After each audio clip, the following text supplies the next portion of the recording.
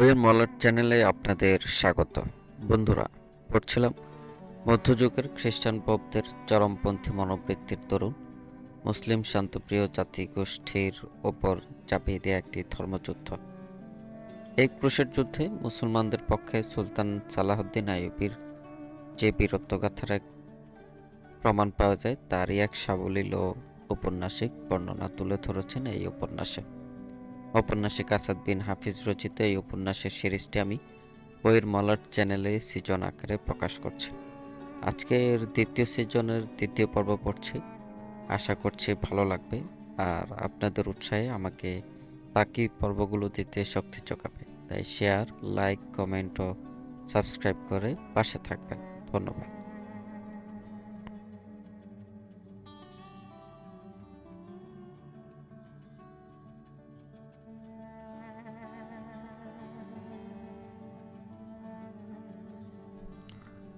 ওসমান একাকী বাড়ির পথ ধরল। তার বাড়ি এখনো বেশ খানিকটা দূরে। হঠাৎই অন্ধকার ফুঁড়ে তার সামনে এসে দাঁড়ালো কেউ। ভয় পেয়ে দুপা পিছিয়ে গেল ওসমান। অন্ধকারে শোনা গেল কারো খিলখিলে হাসির শব্দ। ছায়ামূর্তি এসে দাঁড়ালো ওসমানের পাশে। ওসমান দেখল একটি নারী মূর্তি। ওসমান ভয়ার্ত কণ্ঠে বলল, কে? ছায়ামূর্তি ওসমানের আরো কাছে সরে এসে বলল, আমি। ওসমান তখনও তাকে চিনতে পারেনি। বলল, আমি কে? রিনি আলেকজান্ডার মুখের কাপড় সরিয়ে বলল। ওসমান, ভূত না, আমি রিনি। রিনি আলেকজান্ডার পাশের বাড়ির সেই খ্রিস্টান যুবতী যার সাথে আল নূরের বন্ধুত্ব। আশপাশের বাড়িগুলোর চাইতে ওসমানদের বাড়িতেই ওর যাতায়াত বেশি। যখন তখন হুটহাট চলে আসে। ভাই বোন দুজনের সাথেই রিনির খোলামেলা সম্পর্ক। বিশেষ কাজে জড়িয়ে পড়ার পর থেকে ওসমান চাইছে ও আর এই বাড়িতে না আসুক, কিন্তু সরাসরি নিষেধ করে সন্দেহের পাত্র হতে চায় না বলে ইদানিং ওসমান তাকে এড়িয়ে চলার চেষ্টা করছে। রিনি সবসময় ওসমানের সাথে ভাব জমানোর চেষ্টা করে। এতদিন এ নিয়ে ওসমানের মনে কোনো প্রশ্ন দেখা দেয়নি, কিন্তু মুজাহিদের কাতারে যেদিন নাম লেখালো সেদিন থেকেই তার মনে ভয় ঢুকল। মেয়েটা গোয়েন্দা নয় তো? কখনো তার মনে হয়তো এই খ্রিস্টান মেয়েটা তার নৈতিকতা নষ্ট করতে চাইছে না তো? তার জাতীয় চেতনা বোধ বিনাশ করার জন্য কি একে তার পেছনে লাগিয়ে দেওয়া হয়েছে? রিনিকে চিনতে পেরে মৃদু সৌজন্যের হাসি উপহার দিয়ে কিছু না বলে পাশ কাটিয়ে চলে যেতে চাইল ওসমান। সামনে এসে পথ রোধ করে দাঁড়ালো রিনি। একজন খ্রিস্টান যুবতীর সাথে কথা বলছে ওসমান। ধরা পড়লে শাস্তি পাবে এমন কোনো আশঙ্কা নেই, বরং একজন সন্দেহভাজন মুসলিম যুবক এক যুবতীর ফাঁদে পা দিয়েছে ভেবে ইহুদি ও খ্রিস্টানরা খুশিই হবে। থেমে গেল ওসমান। বলল, আমার একটু তাড়া ছেড়ে নেই। তোমার কোন তাড়া নেই? তোমার কোনো তাড়া নেই, কলকলিয়ে উঠল রিনির কণ্ঠ। এত সহজে আমাকে ছাড়াতে পারবে? তোমাকে ছাড়ানোর কথা তো বলিনি। মিথ্যে বলো না ওসমান। রিনির কণ্ঠে অভিমানের সুর। এখন তোমাদের বাড়ি থেকেই আসছে। তোমার বোন স্পষ্ট করে বলে দিয়েছে তুমি আর এসো না। ভাইয়া রাগ করেন কেন ওসমান? এ কথা তো তুমিই আমায় বলতে পারতে। ওসমান নিশ্চুপ। বোনটা খুব তাড়াহুড়ো করছে। কি জবাব দেবে তাই ভাবছে ওসমান। তাকে নীরব থাকতে দেখে রিনি বলল, বলো তো কেন তোমাদের বাড়িতে যাব না আমি? এসব কথা বলার বা শোনার সময় ওসমানের হাতে নেই। তার হৃদয়ে ঝড় বইছে। এক অন্ধ আবেগ বেশি মারছে তার অন্তর। কি জবাব দেবে ভেবে পেল না। হৃদয়ের সত্যি কথাটাই মুখ ফসকে বেরিয়ে এলো। আমাদের বাড়িতে আসতে কেন তোমায় নিষেধ করেছি জানো না? শোনো রেনে, আমরা একজন আরেকজনকে যতই ভালোবাসি তবুও আমরা পরস্পর দুটি শত্রু জাতির অন্তর্ভুক্ত। তুমি ব্যক্তিগত ভালোবাসার কথা বলবে, আমি বলবো জাতীয় চেতনাবোধের কথা। ক্রুশ এবং কোরআন কখনো এক হতে পারে না। এটা আমার দেশ। তোমার জাতি এখানে কি করছে? তোমার জাতির শেষ ব্যক্তিটি যতক্ষণ পর্যন্ত এখানে থাকবে আমাদের দুজনের মধ্যে প্রেম তৈরি হতে পারে না। আমি আমার মনের কথাটাই তোমাকে বললাম। তাহলে আমার হৃদয়ে কি আছে তাও শুনে নাও। আমার হৃদয়ে রয়েছে তোমার জন্য ভালোবাসা। ক্রুশ বা কোরআন সে ভালোবাসার অন্তরায় হতে পারবে না। তোমাকে না দেখলে আমার ভালো লাগে না, তোমাকে হাসিখুশি দেখলে আমার মন আনন্দে ভরে ওঠে। ওসমান, তোমাদের বাড়িতে যেতে আমাকে নিষেধ করলে তা দুজনের কারোর জন্য ভালো হবে না। ভয় দেখাচ্ছ? তা দেখাইতেই পারো, কারণ তুমি যে শাসক জাতির মেয়ে। আমার মনে শাসকের অহমিকা থাকলে এতক্ষণ তুমি এখানে থাকতে না, থাকতে জেলের অন্ধকার প্রকোষ্ঠে। তুমি কি ভেবেছ তুমি কি করছো আমি কিছুই জানি না? বলো তো, তোমার গোপন তৎপরতার কথা বলে দিই। আমার জাতি এবং দেশের বিরুদ্ধে ব্যবহার করার জন্য যে অস্ত্র সম্ভার তোমার ঘরের মাটির নিচে লুকিয়ে রেখেছ, সে খবর কি তোমায় বলবো?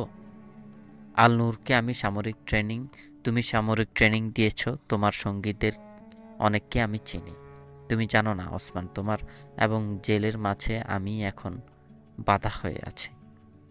তুমি জানো কে আমার পিতা? কতবার তিনি বলেছেন ওসমানকে গ্রেপ্তার করা জরুরি হয়ে পড়েছে। প্রতিবারই আমি অনুনয় বিনয় করে বলেছি, ওসমানের বোন আমার বন্ধু, তাছাড়া ওর পিতার একটা পা নেই। আব্বা আমায় শাসিয়ে বলেছে, ওদের সাথে সম্পর্ক ছিন্ন করো, মুসলমানরা ভালোবাসার পাত্র নয়। আমি আমার পিতামাতার একমাত্র সন্তান, এজন্য তারা আমার ইচ্ছার বিরুদ্ধে কিছু করতে পারছে না। নইলে কবেই তুমি অন্ধকার প্রকোষ্ঠে ঢুকে যেতে। রিনির কথা শুনে ওসমান পাথরের মতো জমে গেল। তার ঠোঁট দুটো যেন কেউ শক্ত আঠা দিয়ে লাগিয়ে দিয়েছে। সে কিছু বলতে চাইল, কিন্তু কিছুতেই ঠোঁট দুটো আলাদা করতে পারল না। রিনির চোখ থেকে টপ টপ করে অশ্রুর ফোঁটা পড়তে লাগলো। গলা বসে এলো তারও। আর কোনো কথা না বলে সে মাথা নিচু করে দাঁড়িয়ে রইল। ওসমান আবারও কথা বলতে চেষ্টা করলো, কিন্তু এবারও তার গলা দিয়ে কোনো স্বর বের হলো না। সূর্য ডুবেছে অনেক আগে, জেঁকে বসে আছে রাতের আধার। পথের মাঝখানে দাঁড়িয়ে আছে ওরা দুই যুবক যুবতী, কারো মুখে কোনো কথা নেই। ওসমান বেশ কিছুক্ষণ চুপ করে থাকার পর যখন সম্বিত ফিরে পেল, রিনিকে পাশ কাটিয়ে এগিয়ে যাবার জন্য পা বাড়ালো। সে এক পা এগোতেই রিনি আবার তার সামনে এসে তার পথ রোধ করে দাঁড়ালো। ফলকে দুজনের মাঝের সব ব্যবধান গুছে গেল। ওসমানের বুকের সাথে মিশে গেল রিনি। ওর দুটো হাত ওসমানের কোমর পেঁচিয়ে ধরল। ওর শরীরে সুগন্ধ ছড়িয়ে পড়ল ওসমানের চারপাশে। দুজনের নিঃশ্বাস মিলেমিশে একাকার হয়ে যাচ্ছে। ওসমানের গাল স্পর্শ করছে ওর রেশম কোমল চুল। ওসমান মুক্ত হবার চেষ্টা করতে রিনি ছেড়ে দিল তাকে। আমায় মুক্তি দাও রিনি। ওসমানের বিধ্বস্ত কণ্ঠ। আমায় পাথর হতে দাও। আমার আর তোমার পথ এক নয়। দুজন কখনো একত্রে চলতে পারবো না। তোমার বাপ মা যেমন এটা মেনে নেবে না, তেমনি আমারও। আমরা নিরুপায় রিনি। আমাকে তুমি ক্ষমা করো, তোমার প্রেম বন্ধন থেকে মুক্তি দাও আমায়। ওসমান, এই কি তোমার মনের কথা? তুমি কি পারবে তোমার হৃদয়ের গোপন কুঠুরিতে আমার যে ছবি আঁকা আছে তা মুছে ফেলতে? বলো, পারবে? তাছাড়া আমি আর কি করতে পারি রিনি? আবেগ দিয়ে তো জগৎ চলে না। বাস্তবতাকে অস্বীকার করব সে শক্তি আমার কোথায়? প্রেম উৎসর্গ চায় রিনির কণ্ঠে মাদকতা। বলো, কি ত্যাগ চাও তুমি আমার কাছে? এই মুহূর্তে তোমার কাছে আমার চাওয়ার কিছু নেই, শুধু চাই আমাকে ভুলে যাও, ক্ষমা করো আমাকে। অসম্ভব। তুমি আমার জীবনের প্রথম এবং শেষ মনের মানুষ। তোমাকে ভুলে যাওয়া আমার পক্ষে কিছুতেই সম্ভব নয়। তবে তুমি চাও বা না চাও, আমি কথা দিচ্ছি, আজ থেকে তোমার যা ইচ্ছে তুমি করে বেড়াও। এতে তোমার যে বিপদ আসবে সেই বিপদ আমার। তোমায় আমি কখনো গ্রেপ্তার হতে দেব না। ওসমান গভীর হতাশা ছড়িয়ে বলল। আর বাস্তবতা আমাকে বলছে, ওসমান, এই মাদকতাময় দেহ আর রেশম কোমল চুলের ফাঁকে তুমি কোনোদিন জড়াতে পারো না। এই অনুচিত, এই অসম্ভব। আর তাই আমিও প্রতিজ্ঞা করছি, আমার মনে কি আছে তা তোমাকে কখনোই বলবো না। প্রাণ গেলেও আমি আমার জাতির শত্রুপক্ষের কোনো ঘরের কোনো যুবতীর প্রেমে ফাঁদে পা দেব না। ঠিক আছে ওসমান, তোমার প্রতিজ্ঞা তোমার কাছে জমা থাক। আমার ভালোবাসার জন্য আমি কতটা ত্যাগ স্বীকার করতে পারি, আজ থেকে সে পরীক্ষায় আমি দিয়ে যাব। যাও ওসমান, তোমার খুব তাড়া। তোমাকে অনেকক্ষণ আটকে রেখেছে বলে দুঃখিত। তবে তুমি চাও বা না চাও, তোমার বাড়ি আসা আমি কখনোই বন্ধ করব না। পথ ছেড়ে দাঁড়ালো রিনি, দ্রুত পা চালালো ওসমান। তার অনেক সময় এরই মাঝে নষ্ট হয়ে গেছে। ওসমানের গমন পথের দিকে অনেকক্ষণ বিষণ্ণ দৃষ্টিতে তাকিয়ে রইল রিনি। ওসমানের পায়ের আওয়াজ মিলিয়ে গেলে নিজেও বাড়ির দিকে হাঁটা দিল রিনি। ওসমান সালেম বাড়িতে পৌঁছে দেখল বার্জেস বসে আছেন। অন্দরে ঢুকে পিতা মাতা এবং আল নূরকে সব কথা খুলে বলল আমাদের সাথে আল নূরকেও যেতে হবে। ওসমানের পিতা একটা পা নেই। যৌবনে খ্রিস্টানদের সাথে যুদ্ধে তিনি তার পাটা হারিয়েছিলেন। তার দুঃখ ছিল আর কোনোদিন জিহাদে যেতে পারবেন না বলে। সব শুনে তিনি ওসমানকে বললেন, তোমরা এক বিপজ্জনক অভিযানে যাচ্ছ। আমাকে যেন শুনতে না হয় তুমি বন্ধুদের সাথে বিশ্বাসঘাতকতা করেছ। এ অভিযানে ধরা পড়ার ভয় সবচেয়ে বেশি। তুমি ধরা পড়লে যদি তোমার সঙ্গীরা পালিয়ে আসতে পারে তবে জীবন দেবে, কিন্তু সঙ্গীদের নাম বলবে না। আমি সুলতান আইয়ুবের সেনাবাহিনীর জন্য তোমাকে বড় করেছি। ভেবেছিলাম আল নূরের বিয়ের কাজটা সেরে তোমায় বিদায় করব। যাও, আমার হৃদয় শান্ত করো। আবারও বলছে, শোনো, কেউ যেন আমায় বলতে না পারে ওসমানের দেহে সালেমের রক্ত নেই। সালেম আল নূরকেও এই অভিযানে অংশগ্রহণের জন্য সানন্দ অনুমতি দিল। ওসমান বলল, বার্জেস বৈঠকখানায় রয়েছেন। এ অভিযানের নেতৃত্ব দিবেন তিনি। ওসমানের পিতা সালেম বার্জেসের কাছে চলে গেলেন।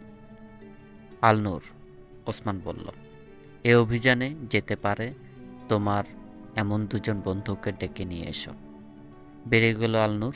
খানিক পর ফিরল দুজন বান্ধবীকে নিয়ে। ততক্ষণে ওসমানের সঙ্গীর বোনও এসে গেছে। এরপর একজন একজন করে এসে পৌঁছল 7 জন যুবক। কোন পথে যেতে হবে মেয়েদেরকে বুঝিয়ে বললেন বার্জেস। বললেন, পথে সেন্ট্রি তোমাদেরকে বাধা দেবে। তখন তোমরা সেন্ট্রিকে উপরে যাবার পথ জিজ্ঞেস করে বলবে সম্রাট রিমান্ড ডেকে পাঠিয়েছেন। সেন্ট্রি বলবে, এটা সম্রাট রিমান্ডের কাছে যাবার পথ নয়। তোমরা বলবে, তাহলে কোন দিকে? এভাবে তার সাথে আলাপ জমিয়ে তাকে ঘিরে ফেলবে। 4 জনের একজন থাকবে চাকরানি, মাথায় রেশমি রুমালে ঢাকা থাকবে একটি ঝাঁকা, ঝাঁকায় থাকবে জ্বালানি। সেন্ট্রিকে ঘিরে ফেলার পর এক ফাঁকে তাকে মেরে ফেলতে হবে, আগুন লাগাবে। তারপর অনেকগুলো ঘোড়ার পায়ে বাঁধা রশি একত্রিত করে এক একটা খুঁটির সাথে বেঁধে দেওয়া হয়েছে। এই রশি কেটে দিতে হবে। রশি কাটার পর কয়েকটা ঘোড়াকে খঞ্জর দিয়ে আঘাত করবে।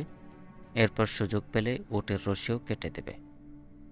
বার্জেস মেয়েদের পোশাক পাল্টে দিলে একজনকে চাকরানি সাজিয়ে তার হাতে মুখে ছাই মেখে দেয়া হলো।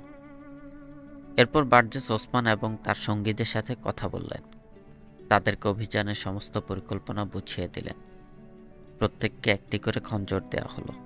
প্রস্তুতি সম্পন্ন করে তারা নির্দিষ্ট সময়ের জন্য অপেক্ষা করতে লাগল। অনেক সময় কেটে গেছে। ওসমানের সঙ্গীরা ছটফট করতে লাগলো। বার্জেস বললেন, এখনো শহর জেগে আছে। শহর ঘুমলেই কেবল জেগে ওঠে প্রাসাদের পানশালা। রাত আরেকটু গভীর হলো। কমে এলো শহরের কোলাহল। একসময় বার্জেস বললেন, এবার ওঠা যায়। একজন একজন করে বেরিয়ে পড়ল সবাই। ছেলে এবং মেয়েদের পথ ভিন্ন। ওরা যে যার পথে পা বাড়াল। আগুন লাগানোর জন্য মেয়েদেরকে একটা নির্দিষ্ট সময় ঠিক করে দেওয়া হলো। সে মুহূর্তে ওসমানরা থাকবে প্রাসাদের কাছে। বিপজ্জনক অভিযান। সামান্য ভুল বা সময়ের ঈষৎ হেরফের হলেই অভিযান ব্যর্থ হয়ে যাবে। ওদের ভাগ্যে ঘটবে যন্ত্রণাদায়ক মৃত্যু। মেয়েদের কাজ ছিল আরও বিপজ্জনক। ধরা পড়লে ওদের কী অবস্থা হবে কল্পনাও করা যায় না। আল নূর বলল, ধরা পড়লে আমরা আত্মহত্যা করব। জীবিত থেকে কিছুতেই বেঈমানদের ভোগের সামগ্রী হব না। সমগ্র শহর নীরবতা নেমে এলো। কোনো বাড়িতে আলো নেই। শুনশান সড়ক। কেবলমাত্র সম্মিলিত সামরিক হেডকোয়ার্টারে এখনো আলো জ্বলছে। পানশালায় হাজির হয়েছে খ্রিস্টান সম্রাটগণ। জমে উঠেছে পানশালা। আজকের আলোচনায় বিষয় অপহৃত 2 জন মুসলিম যুবতী এবং লুণ্ঠিত ধন সম্পদ। একজন প্রশ্ন করল, মেয়ে দুটো কি কাজে আসবে? জবাবে সেনা কমান্ডার বললেন, মেয়েরা বুদ্ধিমতী এবং প্রাপ্তবয়স্কা। একজনের বয়স 16, দ্বিতীয় জনের 22। ওদেরকে দিয়ে গুপ্তচরের কাজ করানো যাবে না। কিছুদিন আনন্দ উপভোগ ব্যবহার করা যায়। এরপর কোনো সেনা অফিসারের হাতে তুলে দিলেই হবে, চিফ কমান্ডার বললেন। অফিসাররা তাদের বিয়ে করে নেবে। মেয়েদের নিয়ে অশ্লীল আলোচনা চলল অনেকক্ষণ। ওরা তখন ভিন্ন ভিন্ন কক্ষে। দুজন মধ্যবয়সী মহিলা ওদের গোসল করিয়েছেন। মহিলা দুজন এ বিষয়ে পারদর্শিনী। ওরা মেয়েদের কাপড় পরাচ্ছিল। সকাল থেকে ওরা কিছুই মুখে তুলেনি, শুধু কাঁদছে। তাদের এমন খাবার দেওয়া হয়েছে যা তারা কোনোদিন দেখেনি, কিন্তু ওরা সে খাবার ছুঁয়েও দেখেনি। কে কোথায় আছে দুজনের কেউই জানে না। মহিলারা ওদেরকে এক স্বপ্নীল জগতের লোক দেখাচ্ছিল। একজন বলল, ফ্রান্সের সম্রাট তোমাকে পছন্দ করেছে, তুমি হবে ফ্রান্সের রানী। অন্যজন বলছে, তোমাকে জার্মানির রাজার মনে ধরেছে, কি সৌভাগ্য তোমার। কখনো আবার মিষ্টি করে ধমকাচ্ছিল, সম্রাটদেরকে নাকচ করলে তোমাদেরকে সৈন্যদের হাতে তুলে দেওয়া হবে। মেয়ে দুজন মরুচারী বেদুইন। ওরা ভীরু তাও নয়, কিন্তু অসহায়, নিজেকে রক্ষা করার শক্তিও নেই। পিতা মাতা ওদের সম্ভ্রম রক্ষার জন্য খ্রিস্টান এলাকা থেকে হিজরত করেছিলেন, কিন্তু দুর্ভাগ্য ওদের শেষ পর্যন্ত খ্রিস্টানদের হাতেই ধরা পড়তে হলো। পিতামাতা নিহত, ভাইটা বন্দী। এখন আল্লাহ ছাড়া ওদের সাহায্য করার আর কেউ নেই। নিজেদের সম্ভ্রম ছাড়াও ভাইয়ের জন্য ওরা উদ্বিগ্ন। আশফাক তখন বেগার ক্যাম্পে কাতরাচ্ছে। আহত ভাইটিকে পশুরা অনেক পিটিয়েছে। সন্ধ্যায় ডিউটি শেষে বেগার ক্যাম্পে ঢুকেছে বন্দীরা। ওরা নতুন বন্দীদের দেখল, শুনল ওদের ধরা পড়ার কাহিনী। 15 জনের মধ্যে আশফাকই বেশি আহত। লুকিয়ে রাখা ওষুধ দিয়ে বন্দীরা ওর ক্ষতস্থানে ব্যান্ডেজ বেঁধে দিল। ব্যান্ডেজ বাঁধার পর আশফাক অনেকটা আরাম বোধ করল। ক্ষতস্থানে এখন আর ব্যথা অনুভব করছে না সে। বোনদের কথা ওর বারবার মনে পড়ছে। বন্দীদের জিজ্ঞেস করল, তার বোনেরা এখন কোথায়, এখান থেকে কিভাবে পালানো যায়। বোনেরা এখন কোথায় এবং তাদের সাথে কি ব্যবহার করা হচ্ছে বন্দীরা শোনালো তাকে সে খবর। বলল, এখানে কোনো প্রাচীর নেই, কারো পায়ে শিকলও পরানো হয়নি, তবুও পালানো সম্ভব নয়। পালিয়ে যাবেই বা কোথায়, ধরা পড়তেই হবে, আর ধরা পড়লে মৃত্যু অবধারিত। কোনো কোনো বন্দী কয়েক বছর থেকে এখানে আছে। পালিয়ে গেলে পরিবারের উপর নেমে আসবে অকথ্য নির্যাতন। এজন্যই বন্দীরা পালাচ্ছে না। তবুও আশফাকের মনে বোনদের মুক্ত করার চিন্তা ঘুরপাক খাচ্ছে, যদিও তার এখন চলার শক্তিও নেই। সারাদিনের হাড় ভাঙা পরিশ্রমের পর শোয়ার সাথে সাথেই ঘুমিয়ে পড়েছে বন্দীরা। জেগে আছে শুধু আশফাক। ওর দু চোখে ঘুম নেই। অসহায় বোনদের নানা বর্ণের ছবি ভেসে বেড়াচ্ছে চোখের সামনে। মেয়েরা না আবার ধরা পড়ল, ফিসফিসিয়ে বলল ওসমান। এমন অলক্ষণে কথা বলো না, বললেন বার্চেস। আল্লাহকে স্মরণ করো। এখন আমরা মৃত্যুর মুখে আছি। মন থেকে সব ভয় দূর করে ওখানে খোদাকে বসাও। তোমার বন্ধুরা কি নির্ভরযোগ্য? ওদেরকে পুরোপুরি বিশ্বাস করা যায়। আমি ওদের নিয়ে ভাবছি না, মেয়েদের নিয়ে চিন্তা হচ্ছে। আল্লাহর সাহায্য চাও। আমরা চুরি করতে আসিনি, অবশ্যই তিনি সাহায্য করবেন। সেনা হেডকোয়ার্টারের পাশে ঝোপের আড়ালে লুকিয়েছিল ওরা, দৃষ্টি প্রাসাদের দিকে। কোনো সংকেতে কি কাজ করতে হবে সবাইকে বুঝিয়ে দিয়েছিলেন বার্চেস। ওসমানের মনে ঘুরে ফিরে উদয় হচ্ছিল 4 জন তরুণীর কথা। মেয়েরা গিয়েছে অনেক আগে। এতক্ষণে আগুন লাগানোর কাজ শেষ হয়ে যাওয়া উচিত ছিল। ওদের অভিযান সফল হলে অগ্নিশিখা এখান থেকেও দেখা যাবে। প্রাসাদের সবাই তখন ছুটে যাবে আগুনের কাছে। কথা ছিল ওরা চলে গেলেই যুবকরা প্রাসাদে ঢুকবে। কিন্তু আগুনের কোনো শিখা এখনো দেখা যাচ্ছে না। তবে কি সেন্ট্রি ওদের যেতে দেয়নি, ধরে রেখেছে, না ফিরিয়ে দিয়েছে, কে জানে। মেয়েরা তখনও সেন্ট্রিকে পায়নি। নির্দিষ্ট স্থানে নেই সেন্ট্রি। সেন্ট্রির এই না থাকাটা বিপদের লক্ষণ। তাকে জীবিত রেখে আগুন লাগাতে গেলে ধরা পড়ার সম্ভাবনা বেশি। ওরা সেন্ট্রিকে খুঁজতে গেলে খড়ের পালানো অতিক্রম করছিল ওরা। অন্ধকারে সৈন্যদের তাঁবু নজরে আসছে না। একত্রে হাঁটছে 4 জন। সামনে একটা মশাল দেখা যাচ্ছে, মাটিতে পুঁতে রাখা হয়েছে। মশালের দিকে এগুলো ওরা। অন্ধকার থেকে বেরিয়ে এলো সেন্ট্রি। মশাল হাতে নিয়ে এগিয়ে এলো মেয়েদের দিকে। থমকে দাঁড়িয়ে গেল মেয়েরা। মশাল হাতে সেন্ট্রি মেয়েদের সামনে এসে দাঁড়ালো। ওদের ঝলমল পোশাক দেখে ইতস্তত করলো একটু। তাকিয়ে দেখলো একজন চাকরানির মাথায় কাপড়ে ঢাকা একটা ছাকা। আপনারা কে? কোথায় যাচ্ছেন? প্রশ্ন করল সেন্ট্রি। সম্ভবত ভুল পথে এসেছে। বান্ধবীর দিকে তাকিয়ে খিলখিলিয়ে উঠল আলনুর। শাহ রিমান্ডকে কথা দিয়েছিলাম রাতে আসব, একটু দেরি হয়ে গেছে। সামনে তো মনে হয় উট ঘোড়া বেঁধে রাখা হয়েছে। সেন্ট্রিকে ভয় পাইয়ে দেওয়ার জন্য রিমান্ডের নাম উচ্চারণই যথেষ্ট ছিল। খ্রিস্টান সম্রাটগণ কি চরিত্রে জানত সেন্ট্রি। হয়তো আনন্দ স্ফূর্তি করার জন্য এদের ডেকে এনেছে, ভাবল সেন্ট্রি। মেয়েদের পোশাক আশাক এবং কথা বলার ঢং দেখে সেন্ট্রি নিশ্চিত রিমান্ডি এদেরকে ডেকে পাঠিয়েছেন। সে ওদেরকে পথ বলে দিতে লাগলো। কথা বলার ফাঁকে একজন যুবতী সেন্ট্রির পেছনে চলে এলো। তারপর সমস্ত শক্তি দিয়ে পিঠে খঞ্জর ঢুকিয়ে দিল। মশালটি পড়ে গেল সেন্ট্রির হাত থেকে। আলনুর পায়ের পিষে নিভিয়ে ফেলল মশালটি। অন্য মেয়েরা পড়ে থাকা সেন্ট্রির গায়ে পরপর কয়েকটি আঘাত করল। চিৎকার করার সময়ও পেল না সেন্ট্রি, তার আগেই মারা গেছে। চাকরানিবেশী যুবতী মাথা থেকে ঝাঁকা নামালো, চটজলদি খড়ের পালান এবং ঘাসের স্তূপে জ্বালানি ছড়িয়ে দিল। এরপর একে একে সবকটা স্তূপে আগুন ধরিয়ে দিল। জ্বলে উঠল শুকনো ঘাস। এবার নজরে পড়ল তাঁবুর শাড়ি, সৈন্যদের রসদ এবং পোশাক। একদিকে হাজার হাজার টাঙ্গা।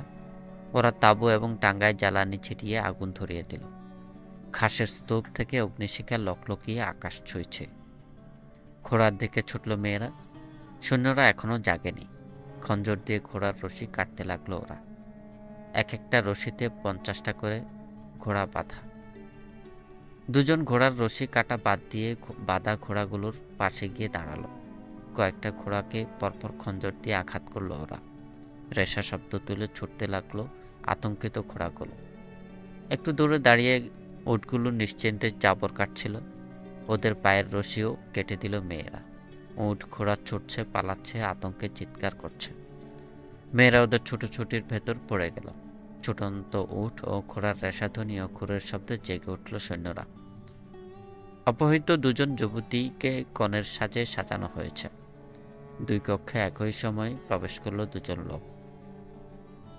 দুটি খ্রিস্টান রাজ্যের সম্রাট, মদে মাতাল। চাকরানিরা বেরিয়ে গেল। সম্রাটরা এগিয়ে গেল মেয়েদের দিকে। সম্ভ্রম বাঁচানোর জন্য কক্ষের এদিক ওদিক ছুটাছুটি করতে লাগলো মেয়েরা। আল্লাহ ছাড়া কেউ তাদের রক্ষা করতে পারে না। একজন হাঁটু গেড়ে বসে পড়ল।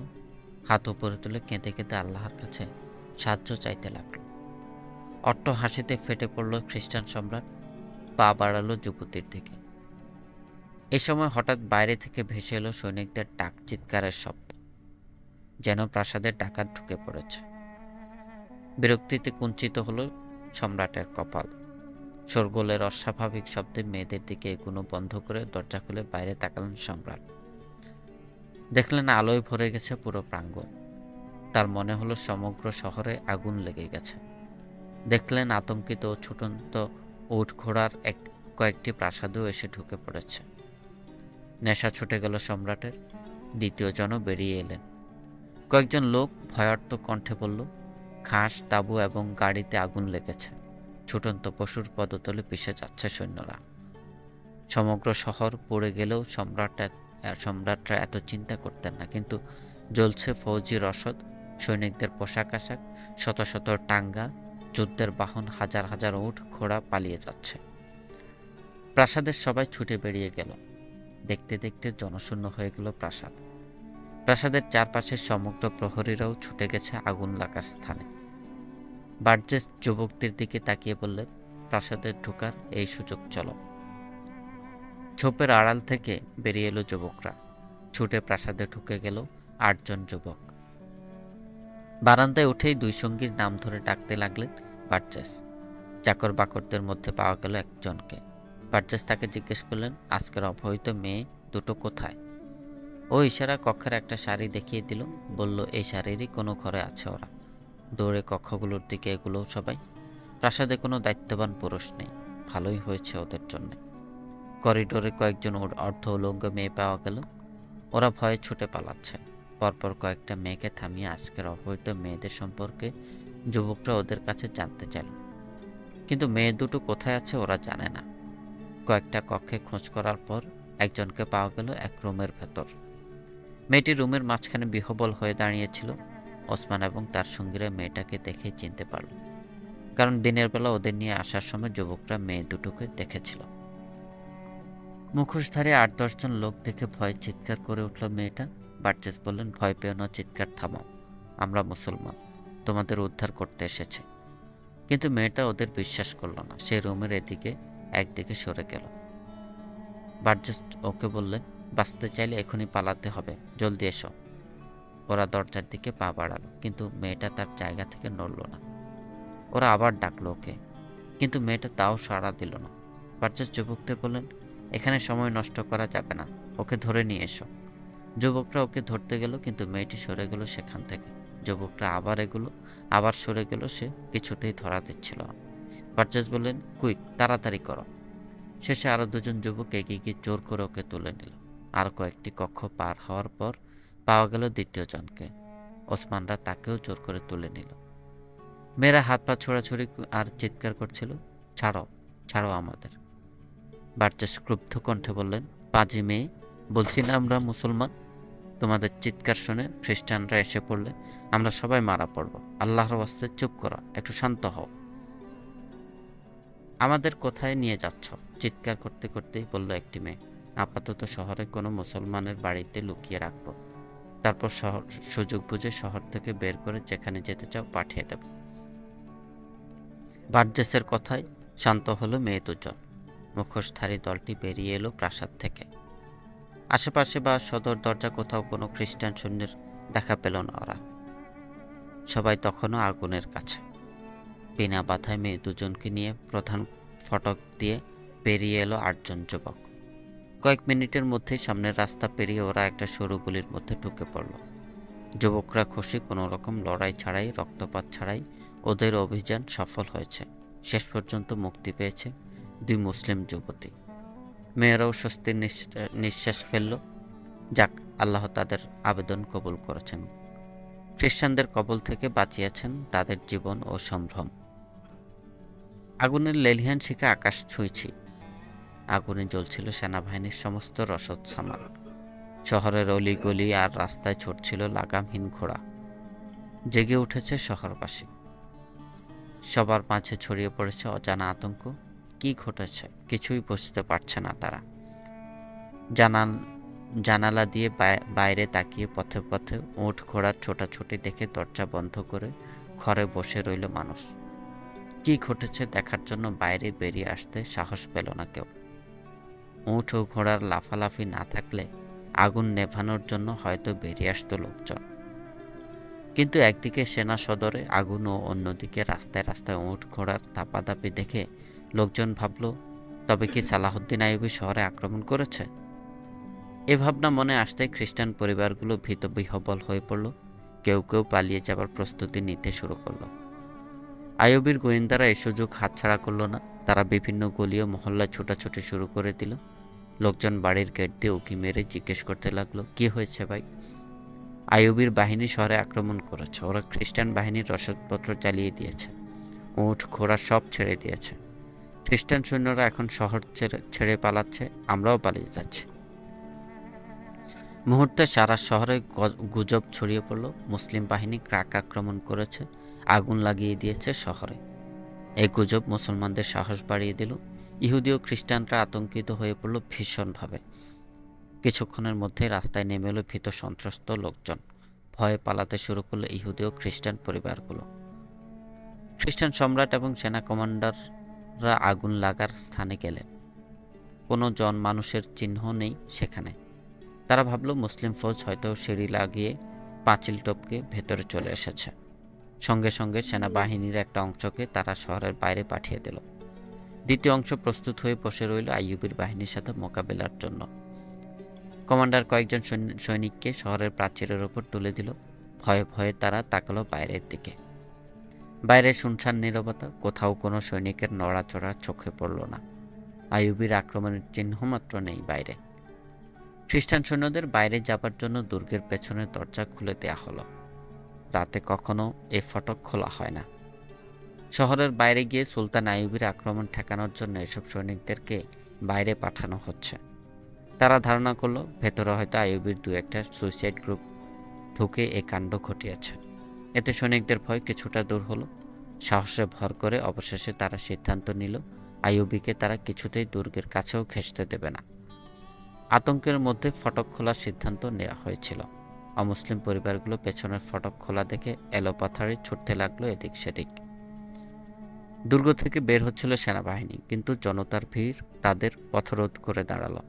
শহরের শান্তি শৃঙ্খলা রক্ষাকারী বাহিনীর পক্ষে পলায়নপর এসব লোকদের প্রচণ্ড ভিড় সামলানো কঠিন হয়ে পড়ল। আগুন প্রসারিত হচ্ছে। খড়ের গাঁথা থেকে এসে আগুন লাগলো তাঁবুর সারিতে।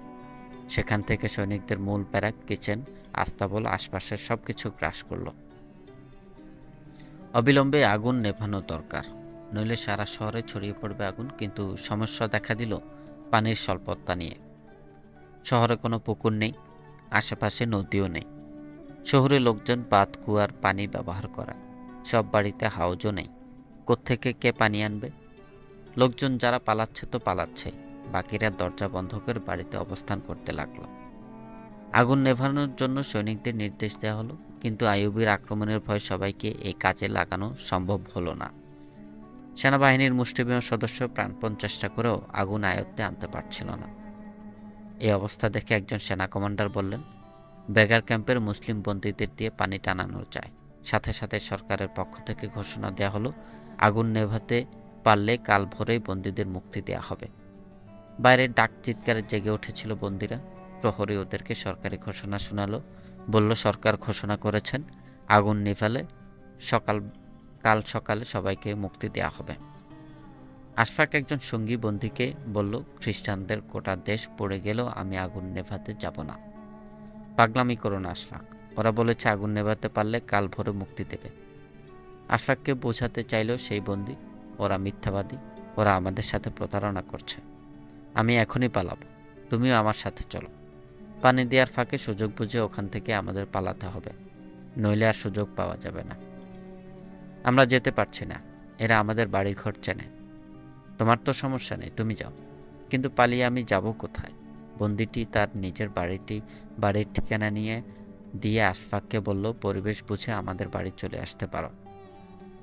মুক্তি পেলে আমিও ওখানেই উঠব, কিন্তু সেখানে বেশি দিন থাকতে পারবে বলে মনে হয় না। ধরা পড়লে ওরা যে কেবল তোমাকেই শাস্তি দেবে তা নয়, আমাদের পরিবারেরও কাউকেই রেহাই দেবে না। তবে তুমি এসো, কতদূর কি করা যায় আমি দেখব। বন্দীদেরকে বিভিন্ন কুয়া থেকে পানি টানার কাজে লাগানো হলো। সৈন্যরা পানি তুলে দিচ্ছে, বন্দীরা সে পানি এনে আগুনে ঢালছে। কিছুক্ষণ বন্দীদের সাথে প্রহরী ছিল, কিন্তু একটু পরেই সৈন্য আর বন্দীরা সব একাকার হয়ে গেল।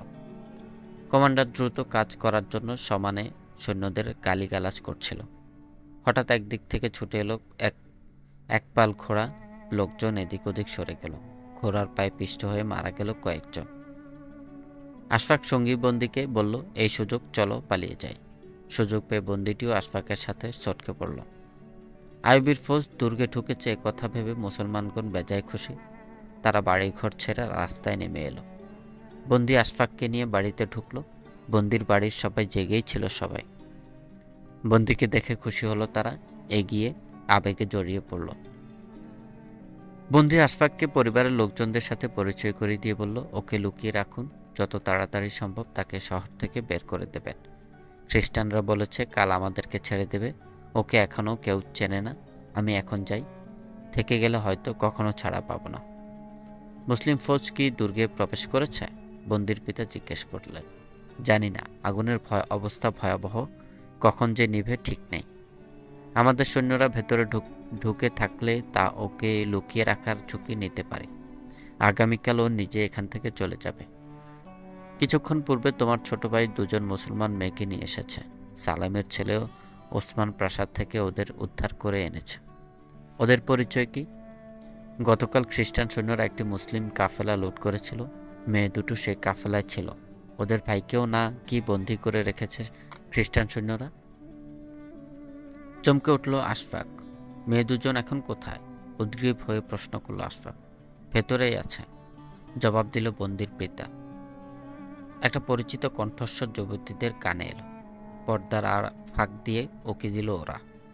অপরিচিত একজন যুবকের সাথে আশফাককে সামনের ঘরে দাঁড়িয়ে থাকতে দেখে সবকিছু ভুলে ছুটে এলো দু বোন। ছোট ভাইকে জড়িয়ে ধরল বুকের সাথে। তিনজনের চোখে বইছে আনন্দের অশ্রু। পিতা মাতা হারিয়ে বন্দী হয়েছিল ওরা। সাহায্য করার মতো কেউ ছিল না। ফরিয়াদ জানিয়েছিল খোদার কাছে। আল্লাহ তাদের ডাকে সাড়া দিয়েছেন। অলৌকিক প্রাপ্তির আনন্দে ওরা কাঁদছে। বন্দী যুবকটি কতক্ষণ দাঁড়িয়ে এই আবেগময় দৃশ্য দেখল। মেয়েদের রেখে ওসমান এবং বন্দির ছোট ভাই আবার বাইরে চলে গিয়েছিল, কিন্তু বন্দির আর অপেক্ষা করার সময় ছিল না। ফলে বন্দী যুবকটি সবার কাছ থেকে বিদায় নিয়ে দ্রুত ঘর থেকে বেরিয়ে এলো। বন্দি বেরিয়ে যেতে হঠাৎ ওসমান এসে ঘরে ঢুকলো, সাথে বার্জেস এবং তার বন্ধুরা। ঘরে ঢুকে বার্জেস যুবতীদের ডেকে বলল, শীঘ্রই তৈরি হয়ে নাও, শহর থেকে বের হওয়ার সুযোগ সৃষ্টি হয়েছে। এখনই আমরা এখান থেকে পালিয়ে যাব। ওসমান ও তার সঙ্গীরা আশফাককে দেখে চিনতে পারল। এই ছেলেটি চিৎকার করে ওদের বিবেকের দুয়ারে আঘাত করেছিল। ওসমান দ্রুত আশফাকের কাছে গিয়ে বলল, তুমি এখানে কি করে এখানে এলে? আশফাক তার মুক্তির বাহিনী বার্জেস ও ওসমানের সঙ্গীদের কাছে বলল। দুই বোন এবং আশফাককে নিয়ে আঙ্গিনায় নেমে এলো ওরা। তিনটে ঘোড়া দাঁড়িয়ে আছে আঙ্গিনায়। তিন ভাই বোনকে তিনটে ঘোড়ায় তুলে দিয়ে ওসমান বলল, এর থেকে বেশি কিছু করা আমাদের পক্ষে সম্ভব ছিল না। দোয়া করি তোমাদের সফর নিরাপদ হোক, আর এক মুহূর্ত এখানে অপেক্ষা করো না। পেছনের ফটক এখনো খোলা আছে, যে কোনো মুহূর্তে বন্ধ হয়ে যেতে পারে। তাড়াতাড়ি করো, খোদা হাফেজ। আশফাক ও যুবতীদের চোখ কৃতজ্ঞতার অশ্রুতে ভরে উঠল। আশফাক বলল, সবকিছুই আমার কাছে অবিশ্বাস্য মনে হচ্ছে। এখনো আমি বুঝতে পারছি না আমি স্বপ্ন দেখছি না আসলে এই বাস্তব।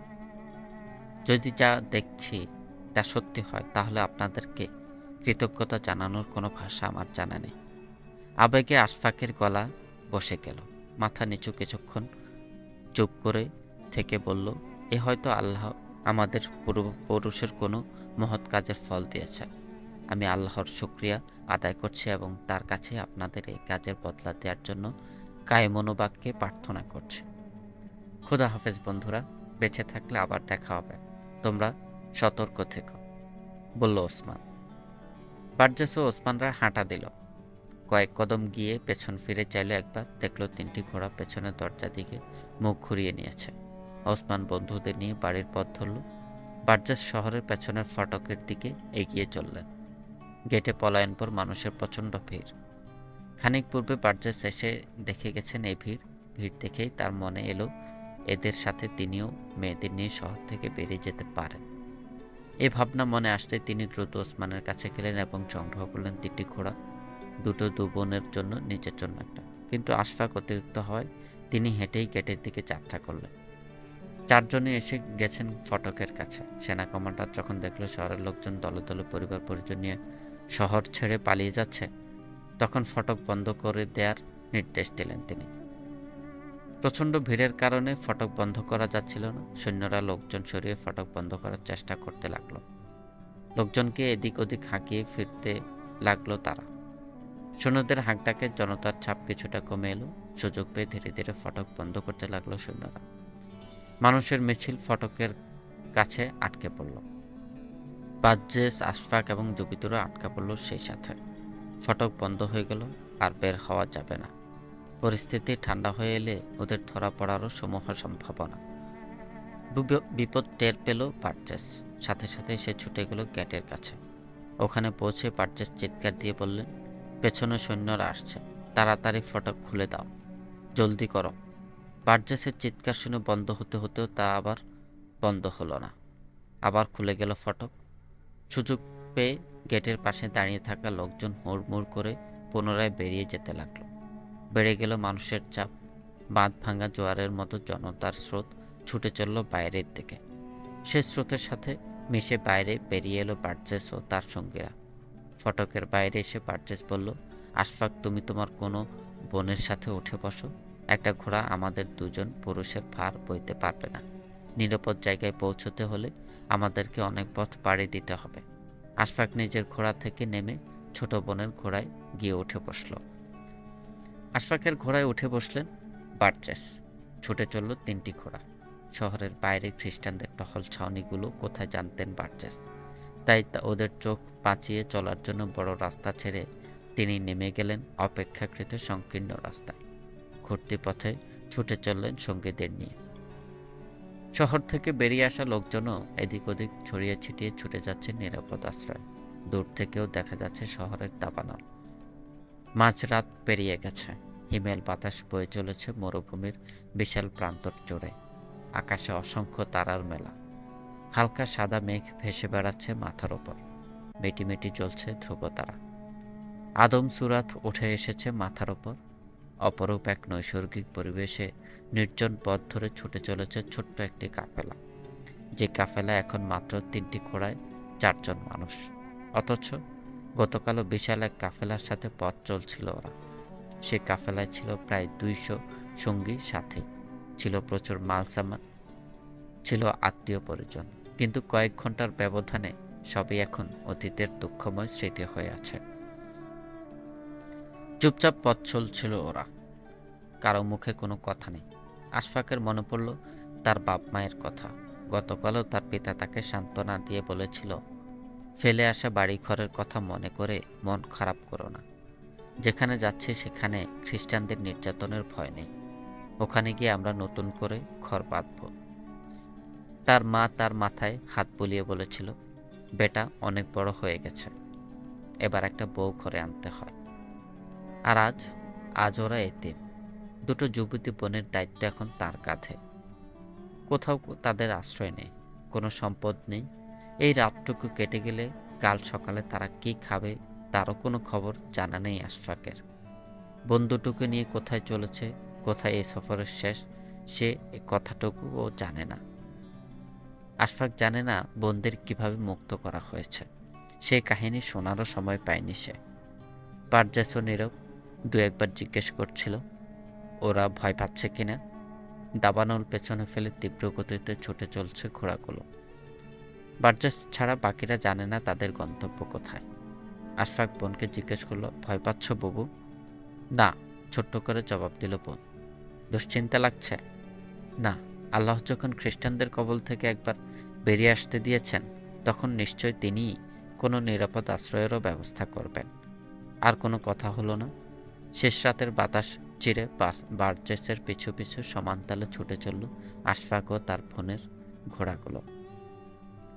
সূর্যোদয়ের পরপরই বার্চেস মুসলিম সেনাবাহিনীর এলাকায় পৌঁছলেন। একটা পাহাড়ের মোড় ঘুরতে আইয়ুবের টহল বাহিনীর সামনে পড়ে গেল ওরা। টহল বাহিনী ওদের থামতে বলল। ঘোড়ার বাঘ টেনে ধরলেন বার্চেস। সাথে সাথে বাঘ টেনে ধরল আশফাক এবং সামিরা। অজানা আতঙ্কে ছেয়ে গেল ওদের মন। টহল বাহিনী এগিয়ে গেল ওদের কাছে। কমান্ডার সামনে বেড়ে ওদের পরিচয় জানতে চাইল। বার্চেস কমান্ডারের কাছে নিজের পরিচয় দিয়ে জানতে চাইলেন সুলতানের অবস্থান। বললেন, গুরুত্বপূর্ণ সংবাদ আছে, অবিলম্বে আমার সুলতানের কাছে পৌঁছা দরকার। তিনি খ্রিস্টানদের সামরিক রসদ ধ্বংস হওয়ার সংবাদ সুলতানকে দিয়ে যত শীঘ্র সম্ভব ক্রাক আক্রমণের পরামর্শ দিতে চাইছিলেন। কমান্ডার সবার ওপর দিয়ে একবার নজর ঘুরিয়ে বললেন, আমার সাথে আসুন। ক্রাকের দাবানল নিভে গিয়েছিল, তবুও কোথাও কোথাও কুণ্ডলি পাকিয়ে উঠছিল ধোঁয়া। রাতভর ছুটাছুটি করে ক্লান্ত ঘোড়াগুলো ধীরে ধীরে হেঁটে বেড়াচ্ছিল। ফাঁকা ফটক দিয়ে কিছু ঘোড়া চলে গিয়েছিল শহরের বাইরে। এখানে সেখানে পড়েছিল উন্মত্ত ঘোড়ার পায়ে পিষে মরে যাওয়া মানুষের লাশ। সৈন্য এবং বন্দিরা মিলে এখনো কূপ থেকে পানি তুলে ক্লান্ত পায়ে সে পানি আগুনে ফেলছিল। দুর্গের কোথাও মুসলিম ফৌজের চিহ্নও নেই। দুর্গের বাইরেও বিস্তৃত ময়দান জুড়ে খ্রিস্টানদের সেনা ছাউনি। আগুন কিভাবে লাগলো, কে লাগালো, কিছুই জানে না কেউ। সম্রাটগণ প্রাসাদের ভেতর পরামর্শ সভায় বসলেন। একজন সম্রাট বললেন, এ এক অবিশ্বাস্য ঘটনা। আইয়ুবীর বাহিনী আমাদের আক্রমণ করেনি, অথচ আমাদের সমস্ত রসদ সামান তছনছ হয়ে গেছে। সেনাবাহিনী পর্যন্ত বিপর্যস্ত হয়ে পড়েছে। যুদ্ধের বিপুল পরিমাণ উট ও ঘোড়া হারিয়ে গেছে। জনগণ ভীত সন্ত্রস্ত হয়ে শহর ছেড়ে পালিয়ে গেছে। কার জন্য, কিভাবে এত বিপুল পরিমাণ ক্ষতির সম্মুখীন আমাদের হতে হলো, আগে তার তদন্ত হওয়া দরকার। উপস্থিত সম্রাটদের সম্মতির ভিত্তিতে গোয়েন্দা প্রধান রেমনের নেতৃত্বে গঠিত হলো তদন্ত কমিশন। 3 দিনের মধ্যে তদন্তের রিপোর্ট পেশ করতে বলা হলো তদন্ত কমিশনকে। কাল বিলম্ব না করে কমিশন তদন্ত কাজে নেমে পড়ল। সেন্ট্রির লাশ পাওয়া গেল খড়ের গাদা থেকে সামান্য দূরে। কেউ তাকে হত্যা করেছে এমন কোনো আলামত পাওয়া গেল না তার লাশ দেখে। ঘোড়ার পায়ে পিষে মুছে গেছে খঞ্জরের আঘাতের দাগ। ইউনিফর্ম দেখে শুধু বোঝা গেল সে ডিউটিরত সেন্ট্রি ছিল। একটু দূরে পাওয়া গেল 4টি মেয়ের মৃতদেহ। দেহের কোনো অংশ অক্ষত নেই। হাজার হাজার ঘোড়া ওদের দেহের ওপর দিয়ে ছুটে গেল। ওরা কার মেয়ে? কোনো ধর্মের কিছুই বলার উপায় নেই। ছিন্ন বিচ্ছিন্ন কাপড়ের টুকরো থেকে ওদের মেয়ে বলে মনে হয়। মেয়েদের লাশ দেখে আশ্চর্য হলো সবাই। এখানে মেয়েরা এলো কি করে? নিষিদ্ধ এলাকায় কোনো সাধারণ মানুষ প্রবেশ করতে পারে না। কোনো পুরুষ না কোনো মেয়ে। কেন এবং কোত্থেকে মেয়েরা এলো এ প্রশ্নের কোনো জবাব নেই কারো কাছে। কতগুলো লাশ পাওয়া গেল রসদের আশেপাশে। লাশগুলো সব সাধারণ সৈনিকদের। তদন্ত কমিশন মেয়েদের লাশগুলো নিয়ে দুশ্চিন্তায় পড়ে গেল। রাতে মেয়েরা কেন এসেছিল এর হদিস কেউ বের করতে পারল না। তদন্ত কমিশন ধারণা করলো এসব নিহত সৈন্যরা হয়তো পেশাদার মেয়েদেরকে এখানে নিয়ে এসেছিল। তাহলে আগুন লাগলো কিভাবে? চলাচলের পথ থেকে খড়ের গাথা বেশ দূরে। আগুন নিয়ে সেন্ট্রির তো খড়ের গাথার কাছে যাওয়ার কথা না। মেয়েদের নিয়ে ফুর্তি করলেও মশাল তো রাস্তায় রেখে যাওয়ার কথা না। আগুন লাগার কারণ অনুসন্ধান করতে গিয়ে রেমন মেয়ে 4টের লাশের ময়না তদন্ত করার প্রয়োজন অনুভব করলেন। দলে যাওয়া 4টে লাশ তুলে আনা হলো ময়না তদন্তের জন্যে। প্রথমে ওদের চোখে পড়ল প্রতিটি লাশের গলায় ঝুলে আছে একটি করে ক্রুশ। এরা তাহলে খ্রিস্টান মেয়ে? তদন্ত অফিসার খ্রিস্টান পরিবারগুলোতে অনুসন্ধান করার জন্য বলল সহকারীদের। অনুসন্ধানের জন্য গোয়েন্দা বাহিনী ছড়িয়ে পড়ল চারদিকে। শহরের প্রতিটি খ্রিস্টান পরিবার খোঁজখবর নেওয়ার জন্য এলাকা ভাগ করে নিল তারা। পরদিন তারা রিপোর্ট করল অধিকাংশ এলাকারই অর্ধেকের বেশি খ্রিস্টান পরিবার শহর ছেড়ে পালিয়ে গেছে। ফলে মেয়েদের পরিচয় পাওয়ার কোনো উপায় নেই। এখন পরিস্থিতি শান্ত হলে যদি সেসব খ্রিস্টান পরিবারগুলো ফিরে আসে তবেই এর হদিস নেওয়া সম্ভব। আল নূর এবং অন্য 3জন যুবতীর পরিজন উৎকণ্ঠার মধ্যে সময় কাটাচ্ছিল। এখনও কেউ ফিরে আসেনি। তবে কি ধরা পড়ল ওরা? ওসমান এবং তার সঙ্গীরা আগুনের পাশের দর্শকদের মাঝে গিয়ে দাঁড়ালো। 4টে মেয়ের মৃতদেহকেই সামনে দেখতে পেল ওরা। লাশগুলো এত বীভৎসভাবে থেতলানো যে দেখে চেনার কোনো উপায় নেই। অন্যরা তো দূরের কথা, ওসমানের পক্ষেও সম্ভব হলো না তার নিজের বোনকে শনাক্ত করার। ওসমানের চোখ ফেটে অশ্রু বেরিয়ে এলো। অশ্রুতে ভরে গেল বন্ধুদের চোখগুলো। ওরা জানে এ লাশ কার, কিন্তু এখানে দাঁড়িয়ে বোনের জন্য কান্নারও কোনো উপায় নেই। সাবধানে সকলের দৃষ্টি এড়িয়ে ভিড় থেকে বেরিয়ে এলো ওরা। বোনেরা দায়িত্ব পালন করতে গিয়ে শহীদ হয়ে গেছে। ওদের দেহ থেকে কত ঘোড়া পায়ে পিষ্ট হয়েছে কে জানে। 2জন যুবতীর সম্ভ্রম রক্ষার জন্য জীবন বিলিয়ে দিল 4জন তরুণী। ধরা পড়লে যেন আত্মরক্ষা করতে পারে এজন্য বার্জেস ওদের গলায় ক্রুশ ঝুলিয়ে দিয়েছিল। সে ক্রুশ গলায় নিয়েই সেখানে পড়ে রইল লাশগুলো। ভাইয়েরা দেখলো বোনদের লাশ, কিন্তু সে লাশের জানাজা দিতে পারল না ওরা। লাশগুলো সেখান থেকে তুলেও আনতে পারল না, কারণ লাশগুলো যে খ্রিস্টান মেয়েদের তার প্রমাণ ঝুলে আছে তাদের গলায়। সে পরিচয়কে মুছে দেওয়ার সাধ্য নেই কারো। খ্রিস্টানদের কবরস্থানে সমাহিত করা হলো 4জন মুসলিম তরুণীর মৃতদেহ। ওদের পরিবারের লোকজনের গোপনে কোরআন খানি করলো, গায়বানা জানাজা পড়ল। এসব মেয়েদের পিতামাতারা ইসলামের জন্য ছেলেদের উৎসর্গ করার প্রস্তুতি নিয়েছিলেন, কিন্তু আল্লাহ ছেলেদের আগেই মেয়েদেরকে পছন্দ করে নিলেন। এই কোরবানি বড়ই দুঃসহ, বড়ই বেদনাদায়ক। অত্যন্ত গোপনে তাদের জন্য দোয়া অনুষ্ঠান হলো। অনুষ্ঠানে বাদ ভাঙা কান্না শুরু হলো। ইমাম সাহেব বললেন, আল্লাহর ফয়সালা বোঝার সাধ্য আমাদের নেই। আজ আপনারা নিজেদের মেয়েদের জন্য কাঁদছেন, কিন্তু ইসলামের ইতিহাস পড়লে আপনারা দেখতে পাবেন মহানবী সাল্লাল্লাহু সাল্লাম নেতৃত্বে ইসলাম প্রতিষ্ঠার যে আন্দোলন হয়েছিল সেখানেও প্রথম শহীদ ছিলেন একজন মহিলা। আজ আপনাদের সৌভাগ্য দেখে নিজেকে বড় দুর্ভাগা মনে হচ্ছে। না নিজে শহীদ হতে পারলাম, না শহীদের পিতা বা ভাই হতে পারলাম। মুসলমানদের বাড়ি বাড়ি তল্লাশি শুরু হয়ে গেছে। ধরা পড়ার আশঙ্কায় ওসমানরা অস্ত্রশস্ত্র মাটির নিচে লুকিয়ে ফেলল। কিন্তু সমস্যা দেখা দিল মেয়েদের নিয়ে। প্রতিবেশীরা যদি মেয়েদের কথা জিজ্ঞেস করে কি জবাব দেবে তারা? ওরা এই সমস্যা নিয়ে ইমাম সাহেবের কাছে গেলে দূরদর্শী ইমাম 4 জন মেয়ের পিতাকে নিয়ে গেলেন পুলিশের সদর দফতরে। পুলিশ অফিসারের সামনে দাঁড়িয়ে ইমাম সাহেব ক্রুদ্ধ কণ্ঠে বললেন, আমি এদের ইমাম। আমার কাছে এরা এক গুরুতর নালিশ নিয়ে এসেছে।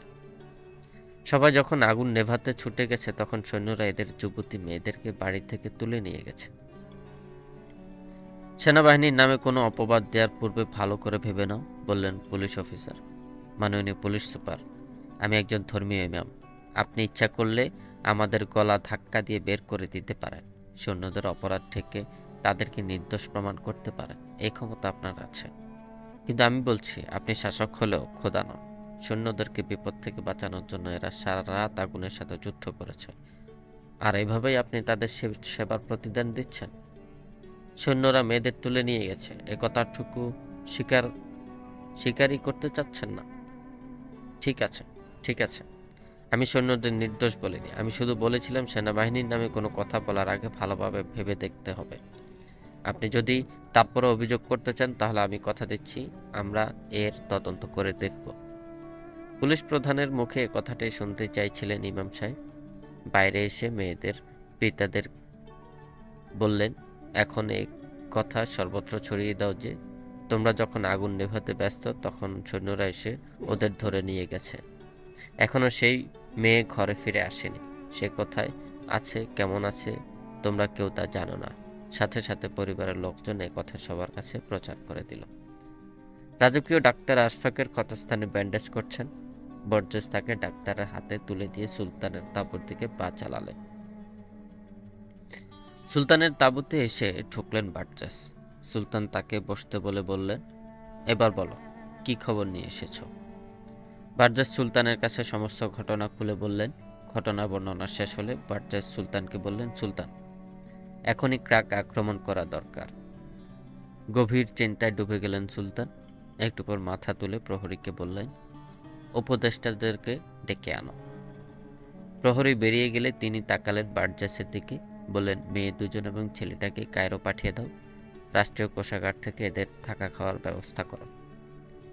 সামরিক উপদেষ্টাবিন্দু এসে হাজির হলেন সুলতানের তাঁবুতে। উপদেষ্টারা সবাই এসে পৌঁছল। বৈঠক শুরু হলো। সুলতান বললেন, বার্জেস, এদের সামনে ক্রাকের অবস্থা বর্ণনা করো। বার্জেস নতুন করে ক্রাকের পরিস্থিতি আবার বর্ণনা করলেন উপদেষ্টাদের সামনে। বর্ণনা শেষে আবারও ক্রাক আক্রমণ করার জন্য অনুরোধ রাখলেন তিনি। উপদেষ্টাদের কেউ কেউ এই প্রস্তাবকে সমর্থন জানিয়ে সুলতানকে পরামর্শ দিলেন, বার্জেস ঠিকই বলেছে, অবিলম্বে আমাদের ক্রাক অবরোধ করা উচিত। অনেকক্ষণ ধরে অভিযানের ফলাফল কি হতে পারে তাই নিয়ে আলোচনা হলো। আসু অভিযানের লাভ ক্ষতি খতিয়ে দেখার পর দীর্ঘ আলোচনার শেষে উপদেষ্টাগণ অভিযানের সপক্ষেই তাদের মতামত ব্যক্ত করলেন। সকলের মতামত শুনে সুলতান বললেন, ঠিক আছে, আমি শীঘ্রই ক্রাক আক্রমণ করব। তবে আপনারা জানেন তাড়াহুড়ো আমি পছন্দ করি না। খ্রিস্টানদের সেনাবাহিনী এখন বাইরে ছড়িয়ে আছে। আমরা অবরোধ করলে ওরা বাইরে থেকে আক্রমণ আমাদের অবরোধকে ব্যর্থ করে দিতে পারে। তাছাড়া ক্রাকের মুসলমানদেরকে আরও প্রস্তুত করা প্রয়োজন। তারা আল্লাহর মদদে এক আকস্মিক অভিযানে সফল হলেও সংঘবদ্ধ শক্তি হিসেবে আবির্ভূত হওয়ার মতো অবস্থায় তারা আসেনি।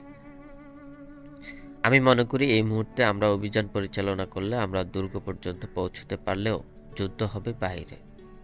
কারণ খ্রিস্টান বাহিনীর একটা বিপুল অংশ এখন শহরের বাইরে অবস্থান করছে। আমরা অবরোধ করার আগেই তারা আমাদের মোকাবেলায় ছুটে আসবে। আমরা ঝটিকা আক্রমণ চালিয়ে দুর্গ পর্যন্ত পৌঁছতে পারলেও বাইরের শক্তিকে একেবারে নিঃশেষ করে যাওয়া সম্ভব হবে না। ফলে আমরা ভেতরে বাইরে দুপক্ষের মাঝখানে পড়ে যাব। মাঝখানে হস্তক্ষেপ করার জন্য ক্ষমা চাইছে সম্মানিত আমির, বললেন বার্জেস। এই মুহূর্তে কিছু কমান্ডো সৈনিক ক্রাক পাঠানো যেতে পারে। যেসব লোক শহর থেকে বেরিয়ে গিয়েছিল ওরা আবার ফিরে আসছে। ওদের সাথে কমান্ডো বাহিনীও ভেতরে ঢুকতে পারবে। পরে আর সম্ভব হবে না। যখনই অভিযান হোক এই সব কমান্ডোরা তখন কাজে দেবে। উপদেষ্টাগণ এবারও বার্জেসকে সমর্থন করলেন, বললেন, সুলতানের কথাই ঠিক। আজই অভিযান চালালে আমরা দুপক্ষের মাঝখানে পড়ে যেতে পারি। তবে কমান্ডো বাহিনী পাঠালে সে ভয় থাকে না। সুলতানও এই প্রস্তাবের পক্ষে একমত হলেন। শেষ পর্যন্ত সিদ্ধান্ত হলো এই মুহূর্তে আক্রমণ না করে বরজাসের নেতৃত্বে একটি কমান্ডো বাহিনীকে ক্রাকে পাঠানো হবে। বারজাস সুলতানকে সালাম জানিয়ে বিদায় নিলে আশফাকের কাছে গিয়ে তাকে শোনালেন সুলতানের ইচ্ছার কথা। আমার বোনেরা কায়রো যাক। আশফাক বলল, আমি আপনার সাথেই থাকব। আমি আমার পিতা মাতার খুনের বদলায় নিতে চাই। যুদ্ধ আবেগ দিয়ে হয় না, এজন্য কঠোর অধ্যবসায় এবং কঠিন প্রশিক্ষণের প্রয়োজন। তুমি তোমার পিতা মাতার রক্তের প্রতিশোধ নিতে চাইছো, আর আমরা খ্রিস্টান পশুদের দ্বারা নির্যাতিত সকল পিতা এবং মেয়েদের ইজ্জতের প্রতিশোধ নিতে চাই। শান্ত হও বেটা, সুলতানের ফয়সালা মেনে নাও। কিন্তু আশফাক অটল। তার এক কথা, সে কায়রো যাবে না। শেষ পর্যন্ত বারজেস তাকে বললেন, ঠিক আছে, তোমার মানসিক অবস্থা আমি বুঝতে পারছি। আমার পরামর্শ শোনো, যে কোনো মুহূর্তে সেনাবাহিনী এই জায়গায় ছেড়ে দিতে পারে। অসুস্থ অবস্থায় তাদের সাথে চলা তোমার সম্ভব হবে না। এখন তুমিও কায়রো চলে যাও। আমি কথা দিচ্ছি, সুস্থ হলে তোমাকে নিয়ে আসার ব্যবস্থা করব। কমান্ডো বাহিনী গঠিত হলো। বারজেস যাওয়ার জন্য প্রস্তুত হলেন। ওদের বিদায় জানানোর জন্য সেনা অফিসাররা বেরিয়ে এলো তাঁবুর বাইরে। সুলতান কমান্ডো সৈন্যদের উদ্দেশ্য করে বললেন, তোমরা ক্রাকের মুসলমানদের মুক্তির জন্য ওখানে যাচ্ছ। ওরা তোমাদের সহযোগিতা করবে, কিন্তু ওদের উপর নির্ভর করে নিজের দায়িত্ব নিজে পালন করবে না নির্ভর করে। কমান্ডো অভিযানের সফলতা নির্ভর করে শত্রুর কাছে থেকে নিজেদের অবস্থান, শক্তি ও ক্ষমতা গোপন রাখার মধ্যে, ক্ষিপ্রতা ও সাহসিকতার মধ্যে, শত্রুর অবস্থা সম্পর্কে সুস্পষ্ট ধারণা রাখার মধ্যে। আশা করি এসব বিষয়ে তোমরা সজাগ ও সচেতন থাকবে। সুলতানের কথা নিষ্ঠার সাথে পালন করার শপথ নিয়ে বরজেসের নেতৃত্বে কমান্ডো বাহিনী সন্ধ্যার একটু পরেই ক্রাকের পথ ধরল। আশফাক এখন মোটামুটি সুস্থ, আঘাতের ক্ষতগুলো শুকিয়ে আসছে। তাঁবুর বাইরে বসে উন্মুক্ত প্রান্তরের দিকে তাকিয়েছিল সে। পিতামাতার রক্তের প্রতিশোধ নেওয়ার জন্য ছটপট করছিল তার অশান্ত হৃদয়। আমিনা ও সামিনা কখন এসে তার পাশে দাঁড়িয়েছে খেয়ালই করেনি সে। আমিনা গিয়ে তার কাঁধে হাত রাখলো। আশফাক চমকে উঠে মুখ তুলে চাইল। আশফাক, এখন কেমন বোধ করছিস? ভালো আপু, দুদিন থেকে জ্বর আসছে না, গায়ে ব্যথা বেদনাও তেমন নেই। সেনাবাহিনী ক্রাকে অভিযান চালানোর প্রস্তুতি নিচ্ছে। আমাদের অবিলম্বে কায়রো রওনা হয়ে যাওয়া দরকার। হ্যাঁ, আমিও তাই ভাবছিলাম। ওরা জানিয়েছে তুই চলতে পারলেই ওরা আমাদের নিয়ে রওনা হবে। আমাদের সাথে 6 জন প্রহরীও যাবে। আমি প্রস্তুত, তুমি ওদেরকে রেডি হতে বলো। সেদিনই রাতে সুলতান ওদের ডেকে পাঠালেন। ভাই বোন 3 জন সুলতানের তাঁবুতে পৌঁছলে তিনি তাদের বসতে বললেন। ওরা বসলে সুলতান বললেন, কাল সকালে 6 জনের একটি কমান্ডো গ্রুপের সাথে তোমরা কায়রো যাত্রা করবে। বারজেস আমাকে জানিয়েছে আশফাক পিতৃহত্যার প্রতিশোধ নিতে যুদ্ধের ময়দানে থাকতে আগ্রহী। কিন্তু আমরা তো কেবল প্রতিশোধ গ্রহণের জন্য যুদ্ধ করছি না, আমরা লড়াই করছি দিনকে বিজয়ী করার জন্য। আমাদের লড়াই অন্যায়ের বিরুদ্ধে, অসত্যের বিরুদ্ধে, জালিমের বিরুদ্ধে। সেখানে ব্যক্তিগত আক্রোশ মেটানোর কোনো সুযোগ নেই। কেবল দিনের জন্য লড়াই করতে চাইলেই তোমাকে আমরা সাথে নিতে পারি। আশফাক বলল, আমরা কি নির্যাতিত নই? আমাদের উপর কি জুলুম করা হয়নি? হ্যাঁ হয়েছে, কিন্তু এই জুলুমের হাত থেকে কেবল দিনকে বিজয়ী করতে পারলেই নিস্তার পাওয়া যেতে পারে। আল্লাহ মহান, সারা দুনিয়ার সবকিছুই তার সৃষ্টি। তার বিচারে কোনো পক্ষপাতিত্ব নেই বলেই আল্লাহর বিধানের বিজয় চাই আমরা, যেখানে জুলুমের কোনো অবকাশ নেই। আমি আপনার বাহিনীতে যোগ দিতে চাই। আশফাক ক্রাকের বাহিনীতে এই মুহূর্তে তোমাকে সামিল করতে পারছি না, তবে তুমি চাইলেই তার চেয়ে গুরুত্বপূর্ণ কাজে তোমাকে পাঠাতে পারি। আপনি আমাকে যেভাবে ইচ্ছা ব্যবহার করবেন। আমি আমার জীবন দিনের কাজে আপনার হাতে তুলে দিলাম। আশফাক, তোমার মতো যুবকদের চোখ কান খুলে দেয়াই আমি আমার প্রথম কর্তব্য মনে করি। মুসলিম বিশ্বে আল্লাহর দিনের পথে জীবন বিলিয়ে দেওয়ার মতো যুবকের অভাব নেই। যে কোনো মুসলিম জনপদে গিয়ে ডাক দিলে হাজার হাজার যুবক পাবে, যারা অকাতরে দিনের জন্য জীবন বিলিয়ে দেওয়ার জন্য এক পায়ে খাড়া। আমাদের আসল অভাব উপযুক্ত নেতৃত্বের, আর প্রধান শত্রু শয়তান। শয়তান আল্লাহর দরবারে দাঁড়িয়ে আমাদেরকে বিপদগামী করার শপথ নিয়েছিল। সেসব সময় আমাদের বিরুদ্ধে তৎপর। এখন তোমার যে আবেগ আছে, কাল সে আবেগ নাও থাকতে পারে। সচেতন না থাকলে লোভ, ভয়, মোহ কখন তোমাকে তোমার পথ থেকে সরিয়ে নেবে তা তুমি টেরও পাবে না। আমি সবসময় সচেতন থাকবো সুলতান, কিন্তু কেবল নিজের ব্যাপারেই সচেতন থাকলে চলবে না।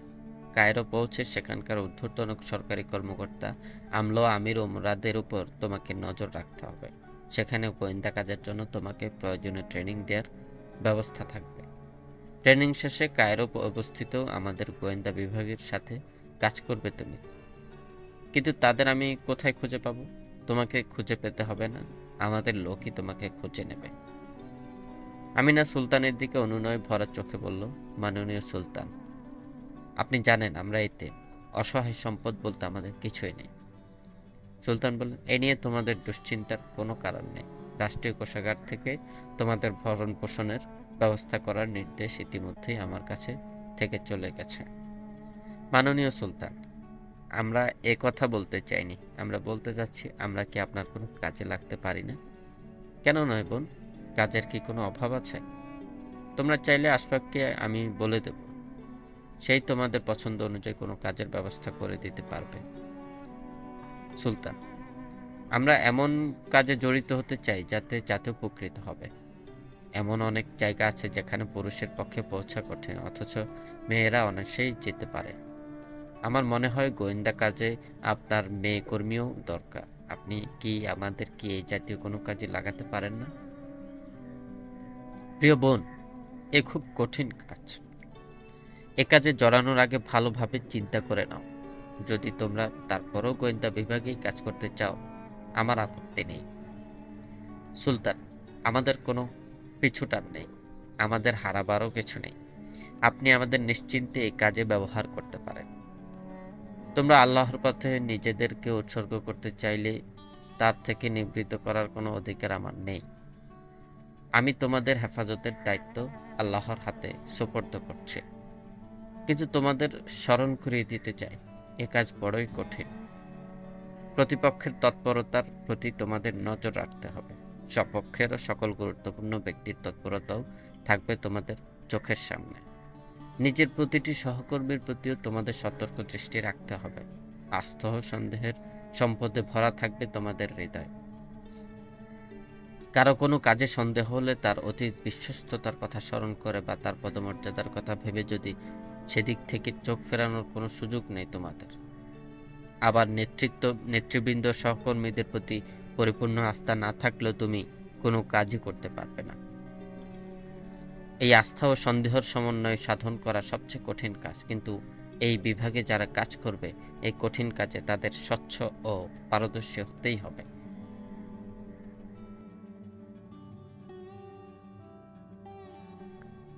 সুলতানের কাছ থেকে প্রয়োজনীয় হেদায়েত ও নির্দেশনা নিয়ে ভাই বোন বেরিয়ে এলো আইয়ুবের কামরা থেকে। পরদিন ভোরে 6 জন কমান্ডোর সাথে কায়রোর উদ্দেশ্যে ঘোড়ায় চড়ে বসল 3 ভাই বোন। দেখতে দেখতে সুলতান সালাউদ্দিন আইয়ুবী ও তার সেনাবাহিনীর তাঁবুগুলো পেছনে ফেলে চলে গেল দৃষ্টির আড়ালে। মরুভূমির ধুলি উড়িয়ে এগিয়ে চলল 9টি ঘোড়া। মরুভূমির সূর্য বেরিয়ে এলো একটা বালির পাহাড়ের আড়াল থেকে। 3 সারিতে পথ চলছে ওরা। সামনে 3 জন কমান্ডো, মাঝখানে 3 ভাই বোন, পেছনে বাকি কমান্ডো 3 জন। মাথার ওপর রোদের তেজ বাড়ছে, উত্তপ্ত হয়ে উঠেছে মরুভূমির বাতাস। ঘন্টা 2 নির্বিঘ্নে চলার পর দলটি চোখে পড়ল প্রথম চৌকি। আরও 20 মিনিট লাগলো তাদের সেই চৌকিতে পৌঁছতে। ওখানে পৌঁছে তারা নাস্তা সারল। আধা ঘন্টা বিশ্রাম নিয়ে আবার ঘোড়ায় চাপল তারা। আরও 2 ঘন্টা পথ চললে দ্বিতীয় চৌকিতে পৌঁছে যাবে ওরা। দুপুরের আগেই সেখানে পৌঁছতে চায় দলটি। ধুলিঝড় তুলে এগিয়ে চলল ওরা দ্বিতীয় চৌকির উদ্দেশ্যে। আজকের মতো যাত্রা বিরতি করবে ওরা ওখানে। গরম লু হাওয়া ঝাপটা মারছে ওদের চোখে মুখে।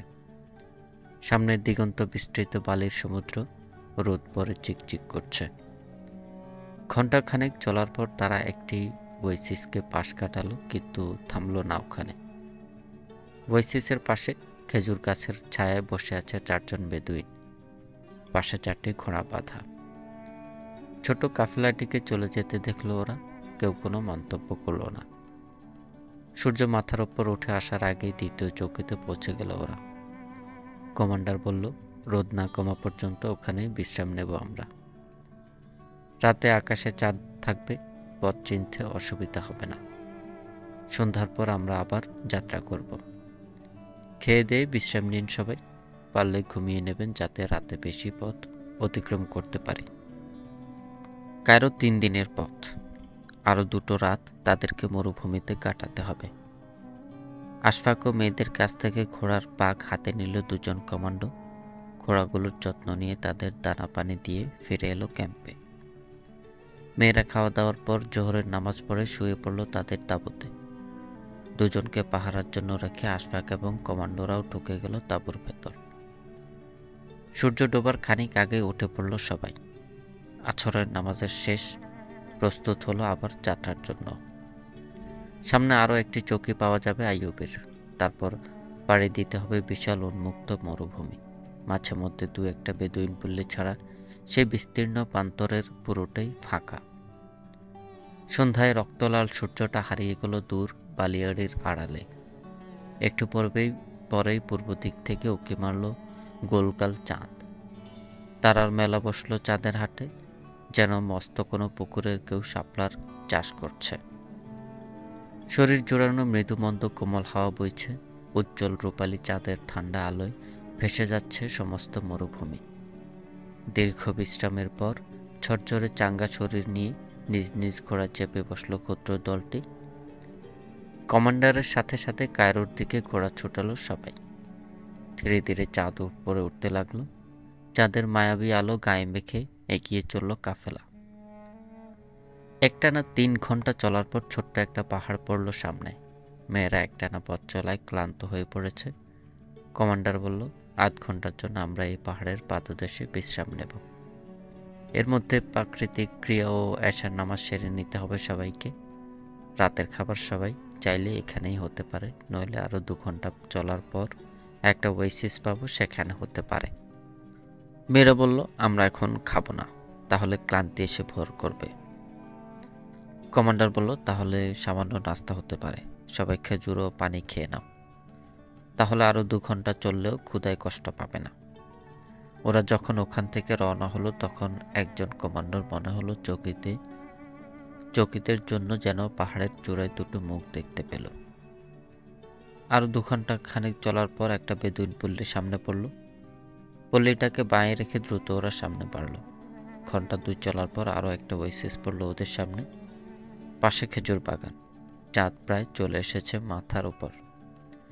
খেজুর গাছের ছায়াগুলো ছোট হয়ে এসেছে। অভিযাত্রীর দলটি থামলো ওখানে। রাতটা ওখানেই কাটাবে ওরা। 9 জন লোকের জন্য 3টি তাঁবু খাটানো হলো। ঘোড়াগুলোর ব্যবস্থা নিয়ে একত্রেই খাওয়া সারলো সবাই। এক এক তাঁবুতে 2 জন করে শোয়ার ব্যবস্থা হলো। কমান্ডার 3 জনকে পাহারার জন্য রাখলেন। তাঁবুর দুপাশে সশস্ত্র 2 জন সেন্ট্রি পায়চারি শুরু করলো। একজন চলে গেল তাঁবু থেকে অনতি দূরে একটা বালির ঢিবির আড়ালে। বাকিরা পরম নিশ্চিন্তে ঘুমিয়ে পড়ল তাঁবুর ভেতর।